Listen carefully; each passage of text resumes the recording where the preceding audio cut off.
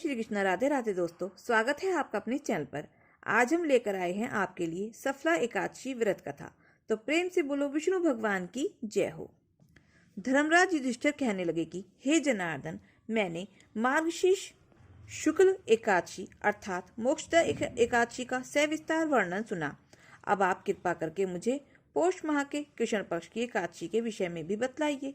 इस एकादशी का क्या नाम है तथा इसके व्रत का क्या विधान है, इसकी विधि क्या है, इसका व्रत करने से किस फल की प्राप्ति होती है, कृपया यह सब विधान पूर्वक कहिए।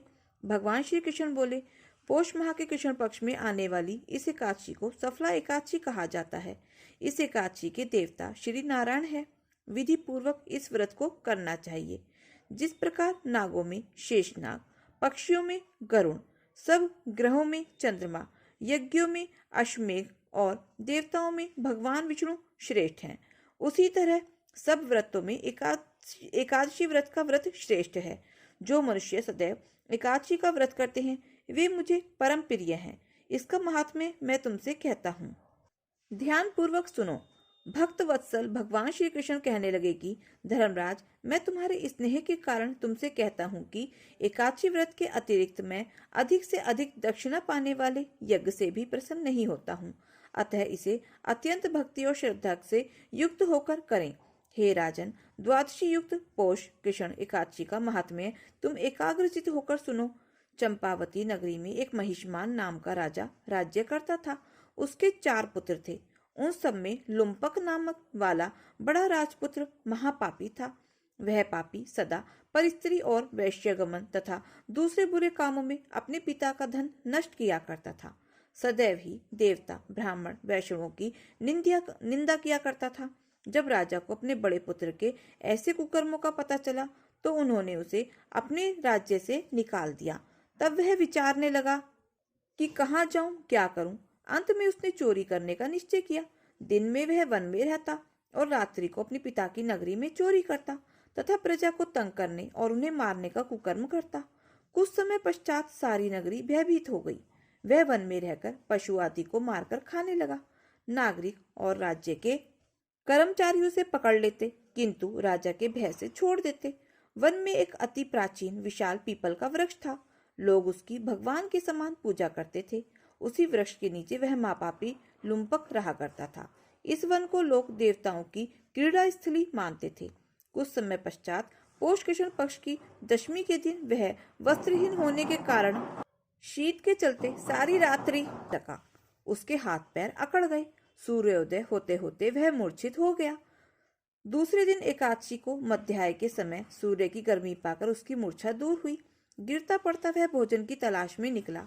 पशुओं को मारने में वह समर्थ नहीं था, अतः पेड़ों के नीचे गिरे हुए फल उठाकर वापस उसी पीपल वृक्ष के नीचे आ गया। उस समय तक भगवान सूर्य अस्त हो चुके थे। वृक्ष के नीचे फल रखकर कहने लगा, हे भगवान, अब आपके ही अर्पण है ये फल, आप ही तृप्त हो जाइए। उस रात्रि को दुख के कारण रात्रि को निद्रा भी नहीं आई। उसके इस उपवास और जागरण से भगवान अत्यंत प्रसन्न हो गए और उसके सारे पाप नष्ट हो गए। दूसरे दिन प्रातः एक अति सुंदर घोड़ा अनेक सुंदर वस्तुओं से सजा हुआ उसके सामने आकर खड़ा हो गया।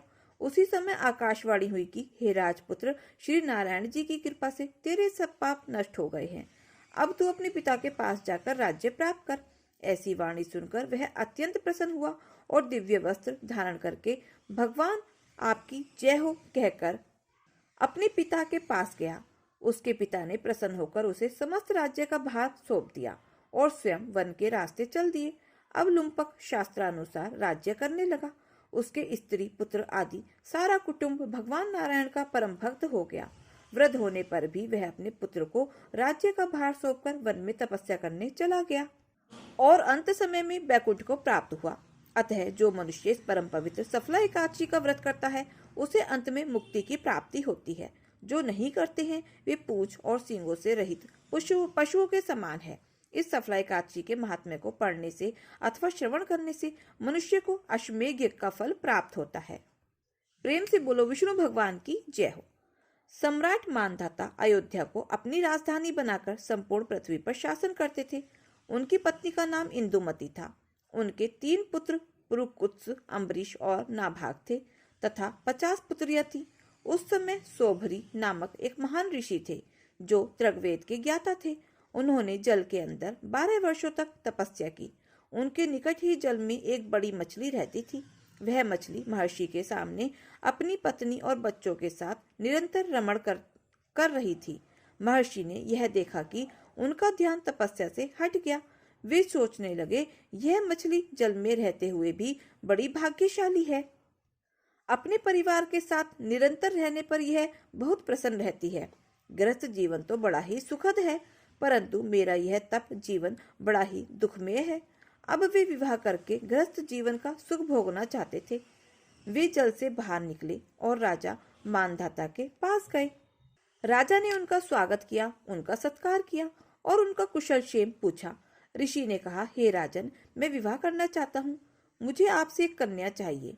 आपकी 50 पुत्रियां हैं, मुझे उनमें से एक दे दीजिए। यह सुनकर राजा को आश्चर्य हुआ। अत्यंत वृद्ध ऋषि और उनकी इच्छा को देखते हुए राजा ने अपना सिर झुका लिया और सोचने लगा कि क्या किया जाए। ऋषि ने कहा, तुम किस बारे में सोच रहे हो? मैंने ऐसा क्या कहा है जो अनुचित है? तब राजा ने सोचा कि इस अत्यंत वृद्ध व्यक्ति को अपनी पुत्री कैसे दी जाए, और यह भी कि यदि उसने मेरी प्रार्थना को अस्वीकार कर दिया तो ऋषि उसे श्राप न देते। इसलिए कहा, हे ऋषिवर, हमारे परिवार में यह प्रथा है कि पुत्री का विवाह उसी से किया जाए जिसे वह चाहती है और जिसे वह चुनती है। आप कृपया मेरे अंतःपुर में आइए। मेरी सभी 50 पुत्रियां वहां हैं। मैं उनमें से किसी एक का विवाह आपसे कर दूंगा जो आपसे विवाह करना चाहेगी। राजा ने सोचा कि ऋषि बहुत वृद्ध हैं, इसलिए उनकी पुत्रियां उन्हें पसंद नहीं करेंगी। जब उन्हें पता चलेगा कि लड़कियां उनसे विवाह करना पसंद नहीं करती तो ऋषि चुपचाप चले जाएंगे। लेकिन ऋषि ने राजा के मन की बात जान ली और कहा, हे राजन, मैं आपके परिवार की रीति रिवाजों का उल्लंघन नहीं करूंगा। यदि लड़की मुझे पसंद करेगी तो मैं उनसे विवाह करूंगा, यदि नहीं तो मैं यह विवाह नहीं करूंगा और अपना प्रयास छोड़ दूंगा। राजा ने जब अपने सेवक को ऋषि को अंतःपुर में ले जाने का आदेश दिया। जैसे ही ऋषि अंतःपुर की ओर बढ़े, उन्होंने एक बहुत ही सुंदर युवा रूप धारण कर लिया। सेवक उनके पास अंदर पहुंचा। उसने लड़कियों से कहा, यह ऋषि आपके पिता राजा से विवाह करने के लिए एक लड़की मांग रहे थे। आपके पिता राजा का आदेश है कि तुम में से जो भी ऋषि को पसंद करोगी और चुनोगी, उसका विवाह उनसे कर दिया जाएगा। सभी 50 लड़कियां ऋषि की सुंदरता पर मोहित हो गईं और उनसे विवाह करने की दृढ़ इच्छा रखने लगी। सेवक ने राजा को यह बात बताई। राजा यद्यपि अनिच्छुक थे, परंतु उन्हें महर्षि सोभरी को वचन देने की चिंता थी। अतः उन्होंने अपनी सभी 50 पुत्रियां ऋषि को दे दी। ऋषि अपनी पत्नियों के साथ आश्रम पहुंचे। उन्होंने विश्वकर्मा को बुलाया और उन्हें सुख सुविधाओं से युक्त 50 आलीशान भवन बनवाने का आदेश दिया। उन भवनों में नंदनम नामक एक निधि हमेशा रहती थी। ऋषि ने अपनी योग शक्ति से 50 रूप धारण किए और अपनी 50 पत्नियों के साथ वैवाहिक सुख भोगा। इस प्रकार कई वर्ष बीत गए। उनके अनेक पुत्र और पौत्र हुए। परिवार बढ़ता जा रहा था। इच्छाएं और चिंताएं भी बढ़ती जा रही थी। ऋषि का मन पारिवारिक चिंताओं में डूबा रहता था। एक दिन ऋषि सोचने लगे, अरे, माया की शक्ति को कौन जान सकता है? जो व्यक्ति कामनाओं में डूबा रहता है उसे कभी भी अध्यात्म में रुचि नहीं होती। यद्यपि मैंने जल में रहते हुए बहुत समय तक कठोर तप किया है, फिर भी मैं अपने मन को वश में नहीं कर सका। मछली के साथ रहने मात्र से मेरी तपस्या की शक्ति नष्ट हो गई। एक पत्नी से विवाह करना और उसका पालन पोषण करना मनुष्य के लिए दुख का कारण है। मैंने 50 पत्नियां की, मेरा दुख कई गुना बढ़ गया है। यह मेरी तपस्या में बाधा बन गया। क्या मछलियों के साथ रहने के कारण ही यह सब दुख हुआ है? ऋषि को बहुत पश्चाताप हुआ और उन्होंने अपनी पत्नियों से वैराग्य ग्रहण कर लिया। वे वन में जाकर तपस्या करने लगे। समय के साथ उनकी आसक्ति समाप्त हो गई। उन्होंने संन्यास ले लिया और अंततः परम पद को प्राप्त हुए। जय श्री कृष्णा, जय श्री राधे राधे। तो प्रेम से बोलो विष्णु भगवान की जय हो। ओम नमो भगवते वासुदेवाय नमः। एक सास और बहू थी। सासू माँ हर रोज ठाकुर जी की पूरे नियम और श्रद्धा के साथ सेवा करती थी। एक दिन शरद ऋतु में सासू माँ को किसी कारणवश शहर से बाहर जाना पड़ा। सासू माँ ने विचार किया कि ठाकुर जी को साथ ले जाने से रास्ते में उनकी सेवा पूजा नियम से नहीं हो सकेगी। तब सासू माँ ने विचार किया कि ठाकुर जी की सेवा का कार्य अब बहू को देना पड़ेगा, लेकिन बहू को तो कोई अकल ही नहीं कि ठाकुर जी की सेवा कैसे करनी है। सासू माँ ने बहू को बुलाया और समझाया कि ठाकुर जी की सेवा कैसे करनी है, कैसे ठाकुर जी को लाड़ करना है। सासू माँ ने बहू को समझाया कि बहू, मैं यात्रा पर जा रही हूँ और ठाकुर जी की सेवा पूजा का सारा कार्य तुमको करना है। सासू माँ ने बहू को समझा दिया था, देख, ऐसे 3 बार घंटी बजाकर सुबह ठाकुर जी को जगाना, फिर स्नान कराना, फिर स्वच्छ कपड़े पहनाना, फिर ठाकुर जी का श्रृंगार करना, फिर ठाकुर जी को दर्पण दिखाना, दर्पण में ठाकुर जी का हंसता हुआ मुख देखना, इसके बाद ठाकुर जी को भोग लगाना। इस तरह सासू माँ बहू को सारे नियम समझाकर यात्रा पर चली गई। अब बहू ने ठाकुर जी की सेवा कार्य उसी प्रकार शुरू कर दिया जैसे सासू माँ ने समझाया था। बहू ने सुबह होते ही ठाकुर जी को जगाया, नहलाया, कपड़े पहनाए, श्रृंगार किया, दर्पण दिखाया। अब सासू माँ ने कहा था कि दर्पण में ठाकुर जी का हंसता हुआ मुख देखकर ही भोग लगाना। दर्पण में ठाकुर जी का हंसता हुआ मुख ना देखकर बहू को बड़ा आश्चर्य हुआ। बहू ने विचार किया कि शायद मुझसे सेवा में कोई गलती हो गई है, तभी दर्पण में ठाकुर जी का हंसता हुआ मुख दिखाई नहीं दे रहा है। बहू ने फिर ठाकुर जी को नहलाया, श्रृंगार किया, दर्पण दिखाया, लेकिन ठाकुर जी का हंसता हुआ मुख नहीं दिखा। बहू ने विचार किया शायद फिर से कुछ गलती हो गई होगी। बहू ने फिर से ठाकुर जी को नहलाया, श्रृंगार किया, दर्पण दिखाया, ठाकुर जी का हंसता हुआ मुख फिर भी नहीं दिखाई दिया। बहू ने फिर से ठाकुर जी को नहलाया। ऐसा करते करते बहू ने ठाकुर जी को 12 बार स्नान करा दिया। हर बार दर्पण दिखाया, मगर ठाकुर जी का हंसता हुआ मुख नहीं दिखा। अब बहू ने 13वीं बार फिर से ठाकुर जी को नहलाने की तैयारी शुरू कर दी। अब ठाकुर जी ने विचार किया कि इसको हंसता हुआ मुख नहीं दिखा तो यह तो आज सारा दिन मुझे नहलाती ही रहेगी। अब बहू ने ठाकुर जी को नहलाया, कपड़े पहनाए, श्रृंगार किया और दर्पण दिखाया। अब बहू ने जैसे ही ठाकुर जी को दर्पण दिखाया तो ठाकुर जी अपनी मनमोहनी मंद मंद मुस्कान से हंसे। बहू को संतोष हुआ कि अब ठाकुर जी ने मेरी सेवा स्वीकार कर ली है। अब हर रोज यही नियम बन गया।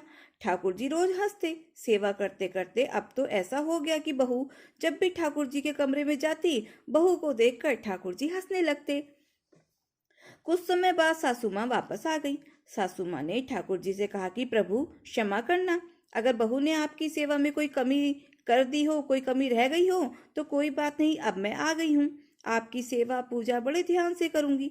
तब सासू माँ ने देखा कि ठाकुर जी हंसे और बोले कि मैया, आपकी सेवा भाव में कोई कमी नहीं है, आप बहुत सुंदर सेवा करती हैं, लेकिन मैया, दर्पण दिखाने की सेवा तो आपकी बहू से ही करवानी है, इसी बहाने मैं हंस तो लेता हूँ। तो दोस्तों, कैसी लगी आपको ये कथा ठाकुर जी की? प्रेम से बोलो जय श्री कृष्णा, राधे राधे। एक दिन रुक्मणी जी ने भोजन के बाद भगवान श्री कृष्ण को दूध पीने के लिए दिया। दूध ज्यादा गर्म होने के कारण भगवान के हृदय में लगा और उनके श्री मुख से निकला, हे राधे। सुनते ही रुक्मणी जी बोली, प्रभु ऐसा क्या है राधा जी में जो आपकी हर सांस पर उनका ही नाम होता है? मैं भी तो आपसे अपार प्रेम करती हूँ, फिर भी आप हमें नहीं पुकारते। श्री कृष्ण ने कहा, देवी आप कभी राधा जी से मिली हैं? और मंद मंद मुस्कुराने लगे। अगले दिन रुक्मणी राधा जी को मिलने के लिए उनके महल में पहुंची।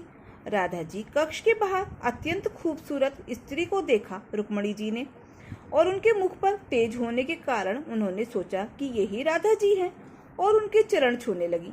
तभी वे बोली, आप कौन है? तब रुक्मणी जी ने अपना परिचय दिया और आने का कारण बताया। तब वह बोली, मैं तो राधा जी की दासी हूँ, राधा जी तो 7 द्वार के बाद आपको मिलेंगी। रुक्मणी ने 7 द्वार पार किए।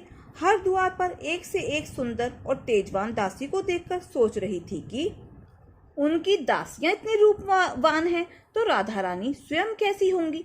सोचते हुए राधा जी के कक्ष में पहुंची। कक्ष में राधा जी को देखा, अत्यंत रूपवान, तेजस्वी, जिसका मुख सूर्य से भी तेज चमक रहा था।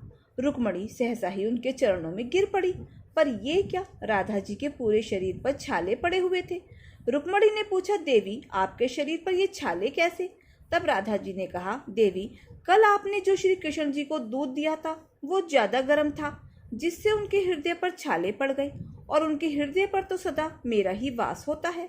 इसलिए कहा जाता है कि बसना है तो हृदय में बसो। दिमाग में तो लोग खुद ही बस जाते हैं और बसा लेते हैं।